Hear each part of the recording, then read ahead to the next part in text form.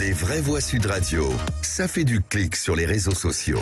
Zidane, Le Gret, Zizou, encore Lloris, beaucoup de noms en lien avec le football dans le top tendance sur Twitter ce soir, Félix. Oui, on reste dans le foot, désolé Elisabeth. Le plus grand bonheur d'Elisabeth. Avec évidemment d'abord, et c'est beaucoup moins drôle, cette avis de tempête sur Noël Le Gret, accusé de harcèlement sexuel, désormais mis en cause pour avoir tenu des propos désobligeants à propos d'une star du ballon rond, Zinedine Zidane. Le président de la Fédé avait rendez-vous avec la ministre des Sports ce soir. En attendant, le comité exécutif de sa fédération demain, 16 heures sont peut-être comptées à la tête de la FFF, on va bientôt le savoir. Pour autant, certains s'agacent sur Twitter, comme Elodie Jonot qui écrit « On aurait bien aimé que tous ceux qui appellent à la démission de Le Gret suite à ses propos sur Zidane fassent autant de bruit pour appeler à sa démission lorsqu'il a été accusé de harcèlement sexuel en septembre. » Dans le même esprit, ce tweet signé Julien Muller. Pensez pour les journalistes de SoFoot qui ont bossé fort pour sortir un dossier de 6 pages avec témoignages et investigations sur Le Gret, alors que pour le faire tomber, il suffisait simplement de lui poser une question sur Zidane. Pendant ce temps, en tout cas, le tweet de Kylian Mbappé contre le président de la Fédé a doucement atteint le 1 million de likes. Zidane, c'est la France. On manque pas de respect à la légende, comme ça avait réagi l'attaquant. De quoi inspirer le député de la France Insoumise, François Ruffin, qui partage une fausse affiche de meeting sur Twitter. Affiche où on peut voir plusieurs personnalités de gauche, mais aussi Kylian Mbappé au milieu de tous ces députés insoumis. Sur Zidane, Kylian Mbappé fait 200 000 tweets et 1 million de likes, écrit François Ruffin.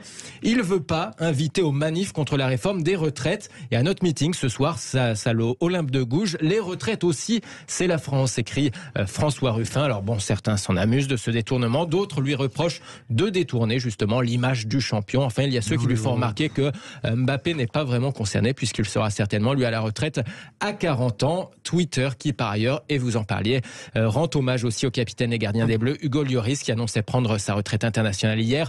On avait dit Le Gret pour la retraite, pas Hugo Lloris, se désole par exemple Arnaud Chiche. Un mot mais très court. Oui, moi, quand j'entends cette phrase, les retraites, c'est la France, j'ai envie de me flinguer.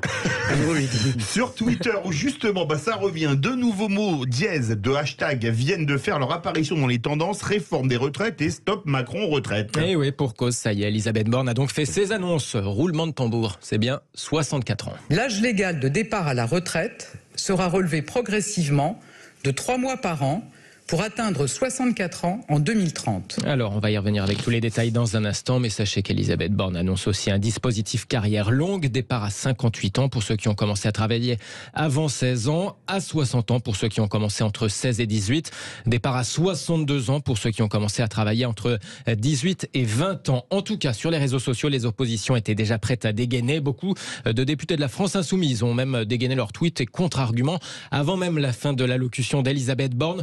Retraite à 64 ans, disparition des régimes spéciaux, index non contraignant pour l'emploi des seniors, flou artistique sur la pénibilité. Oui, ça, ce n'est pas une allocution, c'est une déclaration de guerre sociale, écrit par exemple la présidente du groupe Insoumis, Mathilde Panot. Les vraies voix à 18h16. Merci Félix Mathieu. Vous allez nous faire le point d'ailleurs à 18h. Mais qu'est-ce qu'il bosse, il est ce extraordinaire petit, ce il est Félix Mathieu. extraordinaire, mais Bravo vous êtes d'ailleurs un à toute esclavagiste. l'équipe. J'ai l'œil, il y a Félix pénibilité, Mathieu, merci. Aurore, le web. Margot qui est juste en face, juste derrière notre excellent réalisateur Benoît et Aude au standard, dont la voix va vous accueillir, la voix suave et douce, pour que vous veniez témoigner sur notre grand débat.